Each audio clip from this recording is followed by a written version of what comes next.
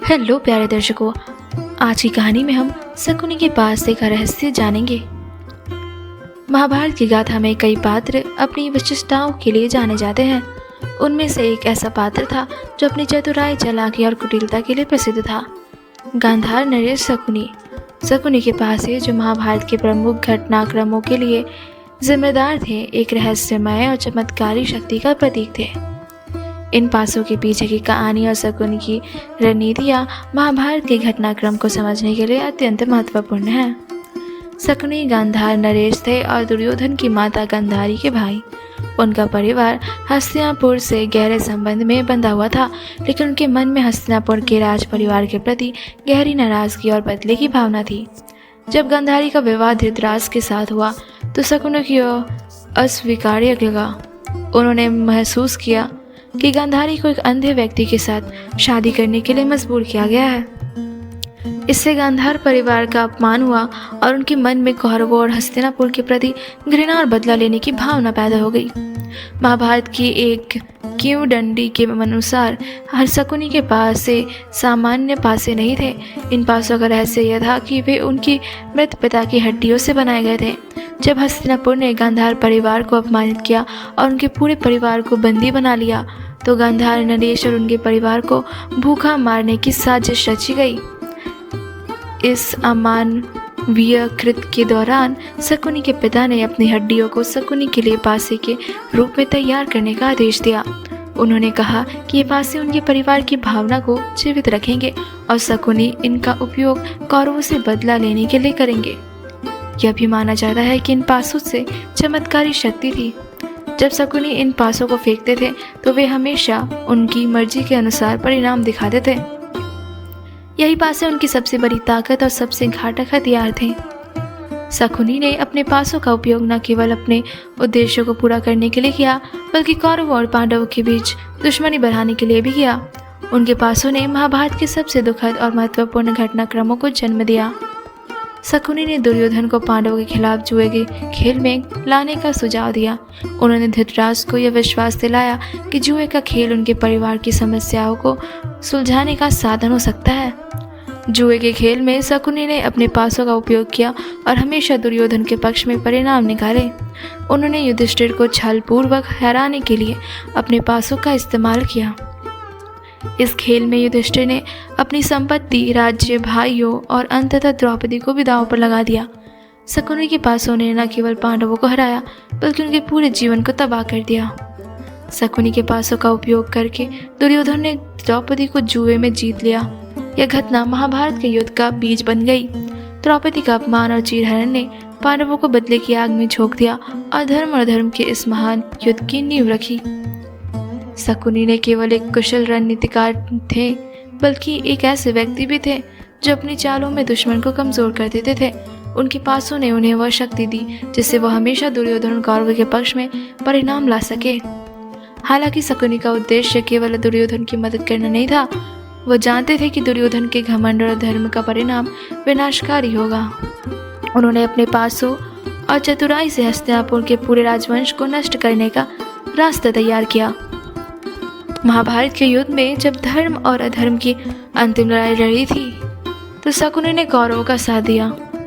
वह अपनी चतुराई और रणनीतियों से पांडवों को हराने की कोशिश करता था, लेकिन अंततः भीम ने युद्ध के दौरान शकुनी का वध किया। शकुनी का अंत यह सिखाता है कि अधर्म और छल की शक्ति क्षणिक होती है, वह कितने भी चालाक क्यों न हो। सत्य और धर्म के सामने अधर्म का विनाश सुनिश्चित है। आज के लिए बस इतना ही। मिलते हैं अगली वीडियो में। हेलो प्यारे दर्शकों, आज की कहानी में हम भीष्म प्रतिज्ञा सबसे बड़ा बलिदान उसकी कथा जानेंगे। महाभारत भारतीय संस्कृति का ऐसा ग्रंथ है जो न केवल धर्म और अधर्म की लड़ाई को दर्शाता है, बल्कि यह भी दिखाता है कि त्याग, बलिदान और कर्तव्य का क्या महत्व है। इस महागाथा में भीष्म पितामह का जीवन और उनकी प्रतिज्ञा सबसे प्रेरणादायक घटनाओं में से एक है। भीष्म का वास्तविक नाम देवव्रत था। वह महाराज शांतनु और गंगा के पुत्र थे।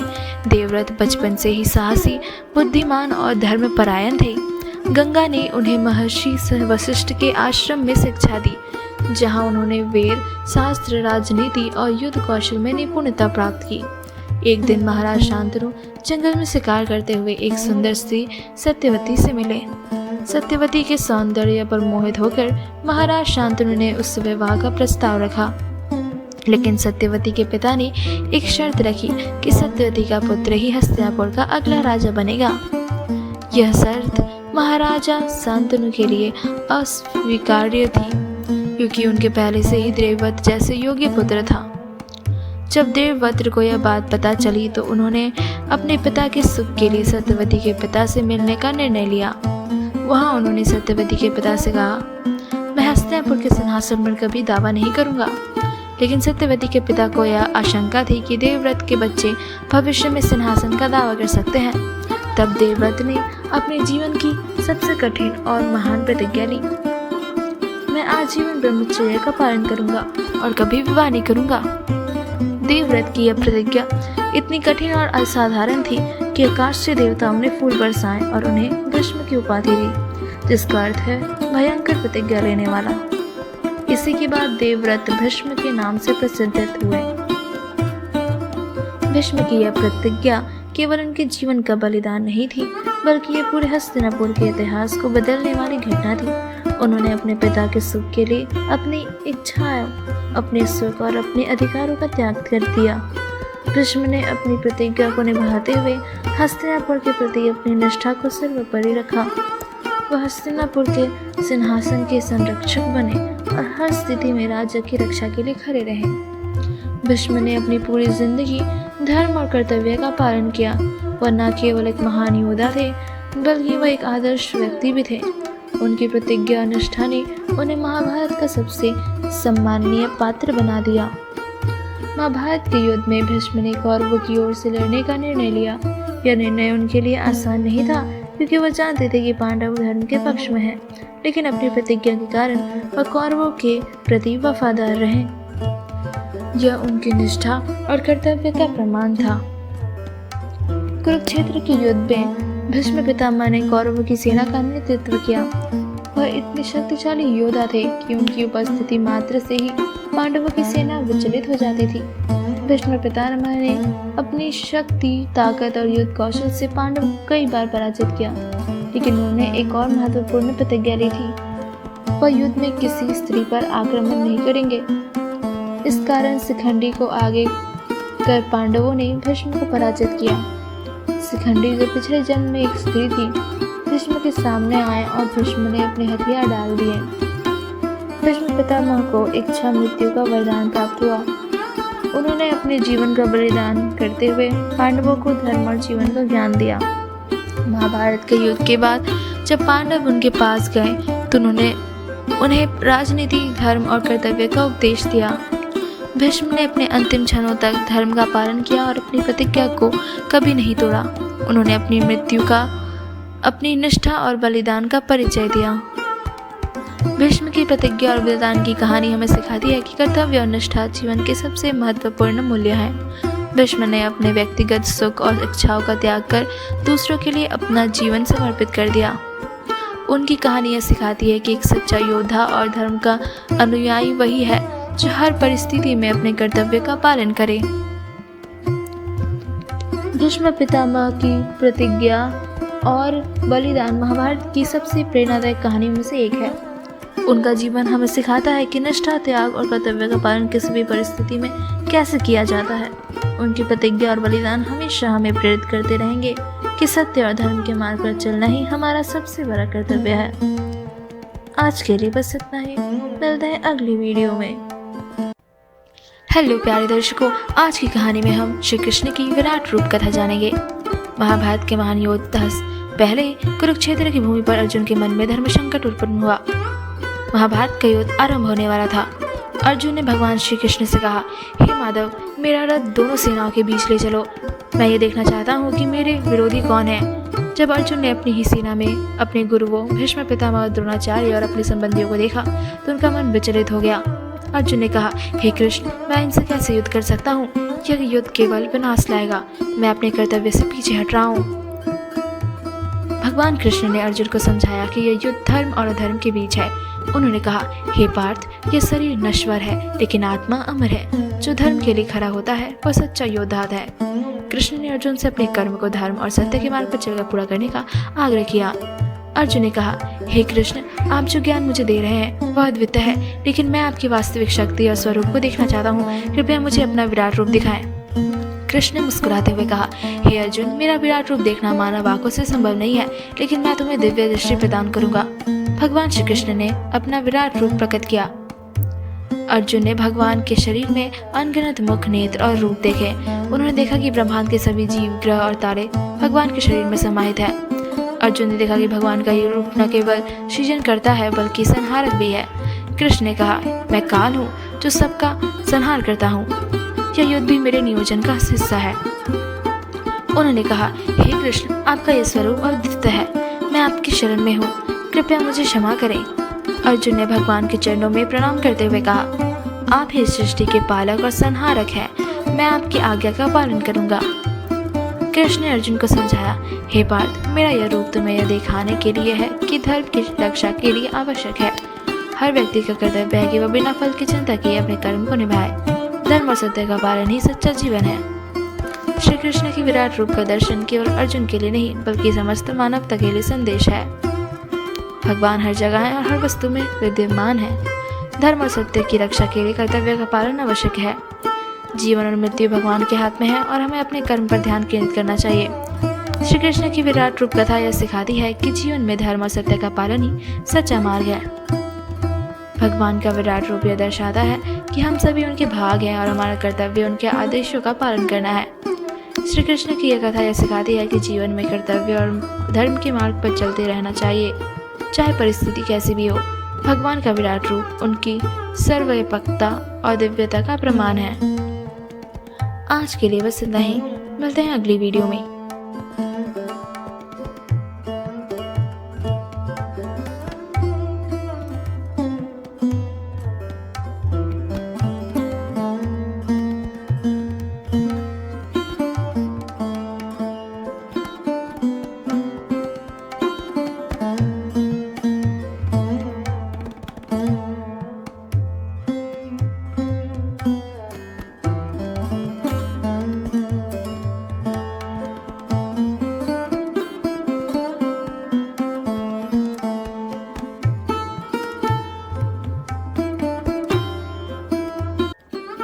हेलो प्यारे दर्शकों, आज की कहानी में ज्ञान और कला की अधिष्ठात्री के जानेंगे।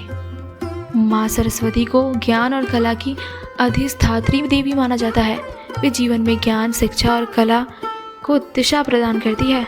माँ सरस्वती की कृपा से ही व्यक्ति अपने जीवन में सफलता प्राप्त करता है, बुद्धि का विकास करता है और कला के क्षेत्र में प्रगति करता है। वे न केवल विद्या की देवी है बल्कि हमारी रचनात्मकता और बौद्धिकता को भी संवारती है। माँ सरस्वती का स्वरूप अत्यंत शांत, सुंदर और दिव्य है। वे श्वेत वस्त्र धारण करती है जो ज्ञान और पवित्रता का प्रतीक है। वे कमल के आसन पर विराजमान होती है जो जीवन में स्थिरता और सौंदर्य का प्रतीक है। उनके 4 हाथ होते हैं जिनमें वे वीणा, पुस्तक, माला और कमंडल धारण करती है। यह संगीत और कला का प्रतीक है जो हमें रचनात्मक और सौंदर्य की शिक्षा देती है। वीणा पुस्तक ज्ञान और शिक्षा का प्रतीक है जो व्यक्ति को सही मार्ग दिखाती है। माला ध्यान और तपस्या का प्रतीक है जो मन को एकाग्र और शांत करती है। कमंडल यह संयम और त्याग का प्रतीक है जो जीवन में अनुशासन बनाए रखता है। माँ सरस्वती की सवारी हंस है जो विवेक और बुद्धि का प्रतीक मानी जाती है। हमें हंस से यह सीख मिलते है कि जीवन में सही और गलत में भेद करना कितना महत्वपूर्ण है। पुराणों में वर्णित है कि सृष्टि की रचना के समय जब चारों ओर अंधकार था तब भगवान ब्रह्मा ने सृष्टि को गति देने के लिए एक दिव्य शक्ति का आह्वान किया। उनकी तपस्या से माँ सरस्वती प्रकट हुई और उन्होंने अपनी वीणा का मधुर स्वर छेड़ा। उनकी वीणा के संगीत से सृष्टि में स्वर, ध्वनि और गति आई। नदियाँ बहने लगी, पवन चलने लगा और जीवन को वाणी प्राप्त हुई। तभी ब्रह्मा जी ने माँ सरस्वती को इस सृष्टि की अधिष्ठात्री देवी घोषित किया और उन्हें विद्या, बुद्धि और कला की देवी के रूप में सम्मान दिया। ज्ञान और कला मानव जीवन के 2 महत्वपूर्ण स्तंभ हैं। बिना ज्ञान के जीवन अधूरा है और बिना कला के जीवन नीरस।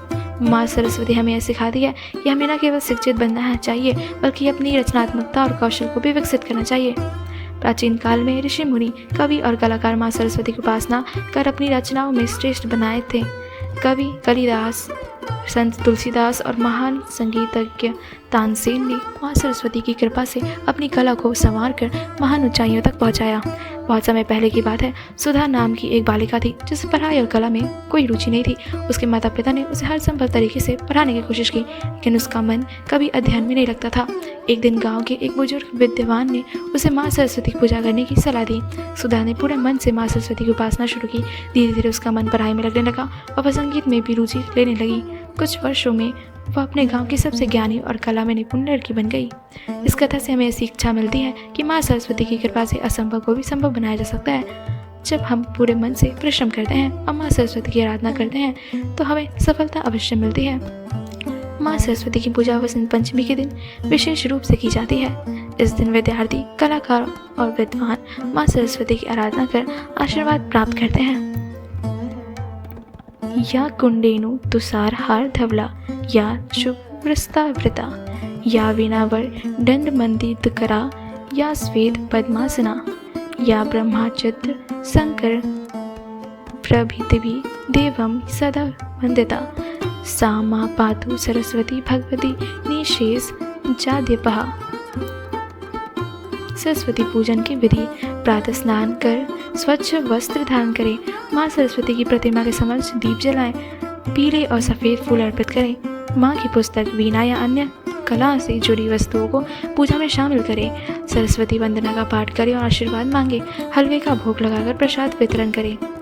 माँ सरस्वती की कृपा से अनेक लाभ प्राप्त होते हैं। शिक्षा में रुचि बढ़ती है और सफलता मिलती है।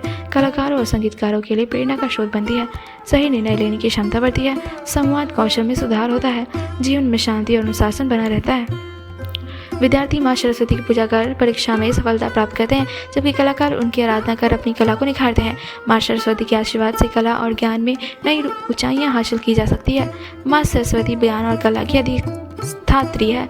उनकी आराधना से जीवन में सकारात्मक ऊर्जा, आत्मविश्वास और सफलता प्राप्त होती है। हमें माँ सरस्वती की कृपा के लिए सच्चे मन से शिक्षा और कला को अपनाना चाहिए और जीवन में उच्च लक्ष्यों की प्राप्ति के लिए निरंतर प्रयासरत रहना चाहिए। आज के लिए बस इतना ही। मिलते हैं अगली वीडियो में। जय माँ सरस्वती।